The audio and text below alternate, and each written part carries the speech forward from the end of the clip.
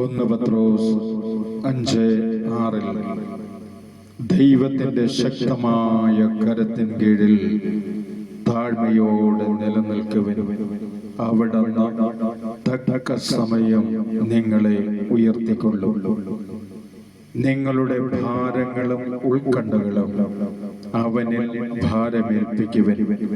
എന്തുകൊണ്ടെന്നാൽ അവൻ നിങ്ങളുടെ കാര്യങ്ങളിൽ ശ്രദ്ധാലുവാണ്. ജീവിത കഷ്ടപ്പാടുകളിൽ മുങ്ങിത്താഴുന്നുവെങ്കിൽ രക്ഷയുടെ നാഥൻ പൊൻകര നീട്ടി നിന്നെ രക്ഷിക്കും എന്ന് വിശ്വസിച്ചുകൊണ്ട് നീ അവിടുത്തെ മുൻപിൽ പ്രാർത്ഥിക്കുക.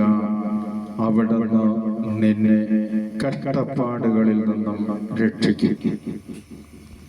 1 യോഹന്നാൻ 1:9 എന്നാൽ നാം പാപങ്ങൾ ഏറ്റുപറയുന്നുവെങ്കിൽ അവൻ നീതിമാനും വിശ്വസ്തനുമാകിയാൽ നിന്റെ എല്ലാ പാപങ്ങൾ ക്ഷമിക്കുകയും എല്ലാ അശുദ്ധിയിൽ നിന്നും നിന്നെ വീണ്ടെടുക്കുകയും ചെയ്യും.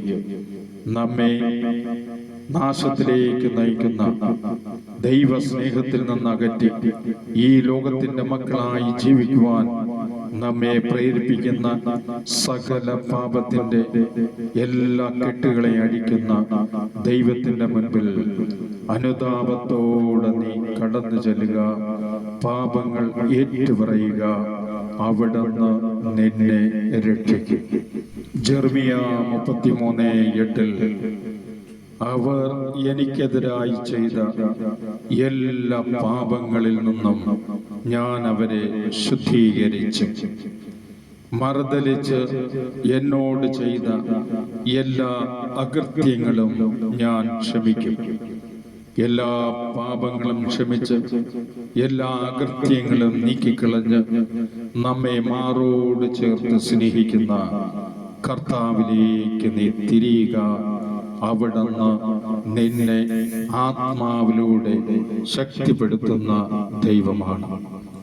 വിശുദ്ധ ലൂക്ക 24:49 രക്ഷകനായ യേശുനാഥൻ അരുൾ ചെയ്തു, എന്റെ പിതാവിന്റെ വാഗ്ദാനം ഞാൻ നിങ്ങളുടെ മേൽ അയക്കുന്നു.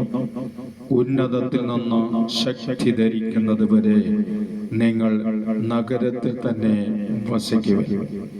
ഇതാ പാപങ്ങൾ ക്ഷമിച്ചുകൊണ്ട് നമ്മെ സ്നേഹിച്ച് സ്വന്തമാക്കി അവിടുത്തെ വാഗ്ദാനമായ പരിശുദ്ധാത്മാവിനെ നൽകി നമ്മെ ശക്തിപ്പെടുത്തുന്ന കർത്താവായ യേശുവിൽ വിശ്വസിക്കുക. നീയും നിന്റെ കുടുംബവും രക്ഷ പ്രാപിക്കും. ഹല്ലേലൂയ.